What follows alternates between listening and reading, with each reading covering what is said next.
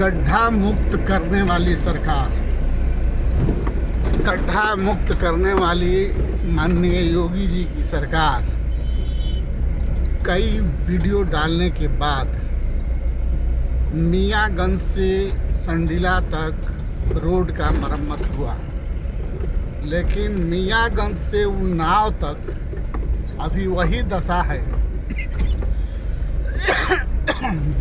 जब ये 2017 में था। 2017 से लेके आज तक अभी इस रोड का मरम्मत नहीं हुआ। जैसे लगता है कि हम लोग बैरिया दुआबा बलिया से आगे करैल में चल रहे हैं। आज हमारे करैल की दशा की तरह इस उन्नाव का भी दशा हो गया है। उन्नाव की रोडें ऐसी हैं कि इतना जीएसटी गाड़ियों पर देने के बाद, इतना रोड टैक्स देने के बाद, इतना टोल टैक्स देने के बाद भी ऐसे ऐसे रोडों का सामना करना पड़ रहा है जैसा रोड हम लोगों ने कांग्रेस सरकार में नहीं देखा, सपा सरकार में नहीं देखा, अन्य सरकारों में देखा। आज उन्नाव से मियाँगंज जाने में दूरी मात्र 30 से 32 किलोमीटर है, लेकिन इतनी दूरी कवर करने में घंटों का समय लगता है, घंटों से ऊपर समय लगता है। और गाड़ियों की जो दशा दुर्दशा होती है और गाड़ी चलाने वाले की जो दशा होती है, बैठने वाले की जो दशा होती है, वह दशा बहुत दुख विपत्ति पड़ने के बाद नहीं होती है। तो सरकार सुख सुविधा मुहैया कराए चाहे न कराए, छाछ माठा दही चावल चीनी कफन लकड़ी सिंदूर सब पर जीएसटी लेने के बाद भी अगर रोड सुंदर ना मिले और तहसील में न्याय ना मिले, कचहरी में न्याय ना मिले और शिक्षा चिकित्सा न्याय फ्री ना हो, समाज 5 किलो अनाज और 2000 रुपये पर निर्भर हो, युवा नौकरी के लिए त्राह त्राह कर रहा हो और नौकरी के साथ साथ भूखमरी के चलते अपना जान दे रहा हो, वो सरकार सब कुछ अच्छा करके क्या करेगी जब चलने वाला रास्ता ही सुगम और सुंदर न हो। शिक्षा चिकित्सा न्याय इतनी महंगी होती जा रही है कि लगता है कि सिर्फ पूंजीपतियों के लड़के ही शिक्षा ले पाएंगे। गरीब न पहले शिक्षा ले पाया था, न अभी ले पाएगा, न आगे भी लेगा। हमें तो लगता है कोरोना के माध्यम से, पुलवामा हमला के माध्यम से, पहलगांव हमले के माध्यम से, एक्सीडेंट के माध्यम से गरीबों को जड़ से समूल नष्ट करने का तैयारी कर रही है सरकार। कांग्रेस मुक्त भारत बनाते बनाते सरकार कांग्रेस युक्त हो गई और गड्ढा मुक्त करते करते गड्ढा युक्त हो गई। समझ में नहीं आता है कि इंसान कमाए खाए या पंचर बनवाए या तेल भरवाए या शरीर के लिए दवा विटामिन लाए। समझ में नहीं रहा है कि समाज करे तो क्या करे। हमारे योगी महाराज जी अच्छे से अच्छे काम कर रहे हैं, लेकिन कहीं कहीं उनके करिंदे ऐसा काम किए हैं कि ठेका लेने के बाद भी काम को पूरा नहीं किए, और काम पूरा न होने से माननीय योगी जी का, मुख्यमंत्री जी का बदनामी हो रहा है, और रास्ते से चलते हुए लोग ओछी नज़र से देखने का प्रयास कर रहे हैं और मुंह से अपशब्द निकाल रहे हैं जो बर्दाश्त से बाहर हो रहा है। हम लोग नहीं चाहते हैं कि हमारे राजा को कोई अपमानित करे, गाली दे या उल्टा सीधा जवाब सवाल करे। अब देखिए, हम मियाँगंज से आगे निकले संडीला रोड पर। मियाँगंज तक का रोड आप लोगों ने देखा ही होगा। अब ये मियाँगंज से आगे संडीला वाला रोड है जिस पर हम चल रहे हैं। हमें संडीला जाना है, संडीला से लखनऊ निकल जाएंगे, लेकिन ये रोड संडीला मियाँगंज के बीच में जो है, इसकी मरम्मत 2007 के बाद 2017 के बाद पहली बार हुआ है, लेकिन मियाँगंज से आगे अभी वही स्थिति है। यह भी रोड एक तरह से लेमिनेशन किया गया है, पूर्णतया बनाया नहीं गया है, लेकिन इतना ही काम अगर मियाँगंज से और उन्नाव के बीच में कर दिया जाए तो शायद हमारे इस समाज को थोड़ा सा सहूलियत, गाड़ी की सुरक्षा, टायर की सुरक्षा, तेल की सुरक्षा, दिमाग की सुरक्षा, शरीर की सुरक्षा हो सकती है। लेकिन हमारे महाराज जी का हंटर बजे तक, क्योंकि अधिकारी अमान हो चुके हैं, बिना पैसा लिए कोई काम नहीं कर रहे हैं। खारिज दाखिल करने में लोग 10-10, 20-20 हज़ार रुपया ले रहे हैं, लेकिन खारिज दाखिल करने में साल भर 6 महीना लगा रहे हैं। इस पर सरकार को ध्यान देना चाहिए। गरीब आदमी जो ज़मीन 2014 से पहले 10,000 रुपया बिस्वा थी, आज वह ज़मीन इतने ही वर्षों में 10 लाख रुपया बिस्वा हो चुकी है। हमारी बीजेपी सरकार को जिस मकसद से हम लोग सरकार में लाए थे, वह मकसद, वह सपना अधूरा सा लग रहा है। यह बीजेपी सरकार के लोग अपनी झोली भरने में लगे हुए हैं, अपने आलीशान बिल्डिंग बनाने में लगे हुए हैं, अपने आलीशान कार्यालय बनाने में लगे हुए हैं, अपने लिए अधिक से अधिक ज़मीन ग्रहण करने में लगे हुए हैं। जब पहली बार सरकार बनी थी, सन्मुख हॉस्पिटल बनारस में हम मरीज देखने गए हुए थे। उस समय पीछे जब खिड़की से हमने देखा तो 50 बीघा ज़मीन, धान अभी फूल ले रहे थे, वो काटा जा रहा था। हमें देखा नहीं गया।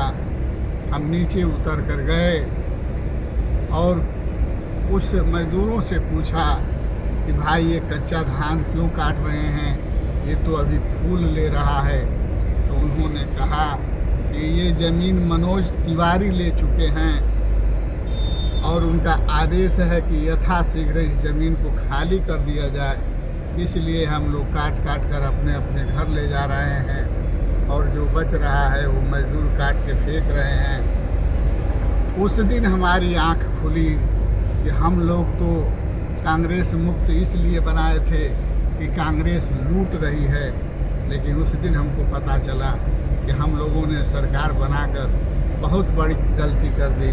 ये तो उससे भी अधिक लुटेरा निकली, ये तो अब उससे भी अधिक भ्रष्टाचारी निकली, ये तो उससे भी अधिक दुराचारी निकली। इस सरकार में तो सभी अधिकारी अमान हो चुके हैं। इस सरकार में तो पैसा लेकर दूसरे की ज़मीन दूसरे के नाम कर दे रहे हैं। इस सरकार में मुकदमा लड़ते लड़ते नानी याद आ जा रही है, लेकिन काम पूरा नहीं हो रहा है। कई लोगों का मुकदमा हमने देखा जिसमें वो लोग बेचारे ज़मीन तो लिए,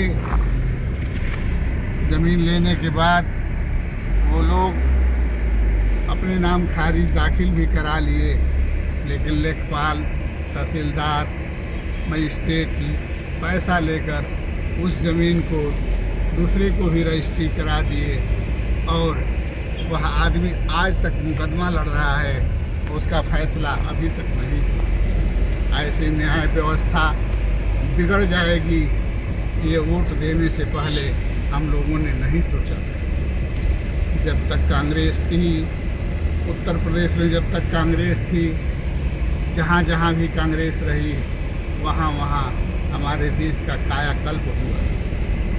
मैं बहुत दिनों की पहले जब कांग्रेस की सरकार थी तो मैंने दिल्ली गया था। वहाँ का मेट्रो जैसे लगता है कि हम एरोप्लेन में बैठे हुए। वहाँ की व्यवस्था देखकर दिल में एक खुशी होती। लेकिन आज फिर मैं गया था, मैं देखा कि जो गरीब उस समय बसाए गए थे, उन गरीबों की झुग्गी झोपड़ी उजाड़ी जा रही है, उन्हें घर से बेघर किया जा रहा है और वो बड़े दुखी लोग तड़प रहे हैं, बिलख रहे हैं, रो रहे हैं, लेकिन सरकार को दया तक नहीं आ रही। क्या इसी दिन रात के लिए समाज के लोग वोट देकर सरकार बनाने का काम किए कि आप गांव के गांव, शहर के शहर उजाड़ दें और उनको मुआवजा तक न मिले? क्या यह अन्याय नहीं है? राजा होने का मतलब क्या यही होता है कि मनमानी करें और अप्रिय कार्य करें, न्यायप्रिय कार्य से दूर रहें? ये सब गलत है। सरकार इन सभी व्यवस्थाओं पर ध्यान दे, अधिकारियों पर अंकुश लगाएं और खारिज दाखिल की व्यवस्था ऐसा करे कि ऑनलाइन अपने से अपने आप हो जाए, किसी को किसी लेखपाल, तहसीलदार और एसडीएम के पास जाने की ज़रूरत न पड़े। नहीं तो लेखपाल अलग कहता है हमें 5,000 दो, वकील जो रजिस्ट्री कराता है वो कहता है कि खारिज दाखिल कराने के लिए हम कागज़ लगाएंगे तभी जब तुम दोगे 5,000 रुपया। तहसीलदार के यहाँ जाओ, वो अलग मांगने का प्रयास करते हैं और मांगते हैं। बाबू के यहाँ जाओ, वो अलग मांगता है। चपरासी के यहाँ जाओ, वो अलग मांगता है। और अदना किसान, गरीब परेशान होकर अपनी गाड़ी से, किराए की गाड़ी से, भाड़े की गाड़ी से हर 10 दिन 15 दिन पर जाता है, लेकिन असफलता हाथ आती है। हंसते हुए घर से निकलता है लेकिन रोते हुए घर पहुंचता है, क्योंकि उसका अगर गाड़ी से जाता है तो तेल जलता है, अगर दूसरे की गाड़ी से जाता है तो तेल भरवाता है, अगर भाड़े से जाता है तो किराया देता है, और वही किराया चौगुना हो चुका है। जो ट्रेन से लेकर बस तक, टेम्पो से लेकर ट्रक तक जो पहले किराए थे, आज वो बहुत ज़्यादा हो चुके हैं। जब कांग्रेस की सरकार थी 2098 में, तो हमने एक ट्रक गिट्टी गिराया था, और वो गिट्टी हमने लाया था चौपन डाला से। 8,000 रुपये में गिट्टी ट्रक भर के हमारे दरवाजे चमनिया गाजीपुर पहुंच गए। लेकिन आज वही ट्रक लेने मैं गया था, उस ट्रक का दाम लोग 80 लाख रुपया, 80,000 80 लाख नहीं 80,000 रुपया मांग रहे थे और कह रहे थे कि अगर जितना आप ले गए थे उतना ले जाएंगे तो और देना पड़ सकता है। तो हम लौट आए, हमारे पास उतना पैसा नहीं था। महंगाई देखते हुए हमें ये महसूस हो रहा है कि गरीबी ख़त्म नहीं होगी, लेकिन गरीब ज़रूर ख़त्म हो जाएंगे। जो साइकिल का नट 10 पैसे में मिलता था, आज वो 2 रुपये में मिल रहा है। जो नल का वासर 10 रुपये में मिलता था, आज 50 रुपये में मिल रहा है। तमाम वस्तुओं के दाम बढ़ते जा रहे हैं और रोड, विद्यालय, चिकित्सालय, इन सब का सुधार नहीं हो रहा है, बल्कि और ख़राब होता जा रहा है। लोग इलाज कराने जाते हैं, लेकिन मरने की स्थिति में जवाब मिलता है। इसको क्या कहें? बच्चे दरवाजे पर हो जाते हैं, एम्बुलेंस नहीं मिलता है। बच्चे रोड पर हो जाते हैं, एम्बुलेंस नहीं मिलता है। बीमारी से तड़पता हुआ किसान रास्ते में मर जाता है, एम्बुलेंस नहीं मिलता है। इस व्यवस्था को क्या कहें? दिल में बहुत दर्द है। समाज के हित में, देश के हित में हम तो बहुत कुछ कहना चाहते हैं, लेकिन कहूँ तो कितना कहूँ? अगर कहता रहूँ तो पूरा नहीं होगा। बस सरकार से एक निवेदन है कि रोडों का मरम्मत यथाशीघ्र कराया जाए। स्कूल, कॉलेज प्राइवेट हाथों से छीनकर सरकारी किया जाए, सरकार के हाथों में दिया जाए और अस्पताल की व्यवस्था सुदृढ़ और सुंदर किया जाए। इस समय इस सरकार में एक व्यवस्था हमने देखा कि जो जज लोग हैं, मजिस्ट्रेट लोग हैं, तहसीलदार लोग हैं, वो लोग जहाँ बैठते हैं वहाँ फार सेलिंग हो रहा है, एसी लग रहा है और सारे सुख सुविधा दिए जा रहे हैं, लेकिन न्याय जैसे कि तैसे। मुवक्किल जाता है तो जज साहब नहीं है, तहसीलदार साहब नहीं है, लेखपाल साहब नहीं है, और जब मुवक्किल नहीं जाता है तो वारंट कट जाता है। दर्द तब होता है। मुवक्किल दौड़ते दौड़ते मरने के कागार पर चला जाता है, लेकिन न्याय नहीं मिलती। मर जाता है फिर भी न्याय नहीं मिलती। मरने के कई वर्षों तक के बाद न्याय उसके चौखट तक आता है, तब तक पता चलता है कि वो इंसान तो बहुत साल पहले मर चुका है। इस तरह की व्यवस्था में सुधार लाए सरकार, और योगी मोदी सरकार से पूरे भारत को उम्मीद है। पूरे भारत को एक विश्वास है कि हमारे मोदी जी, योगी जी जो भी करेंगे वो अच्छा करेंगे।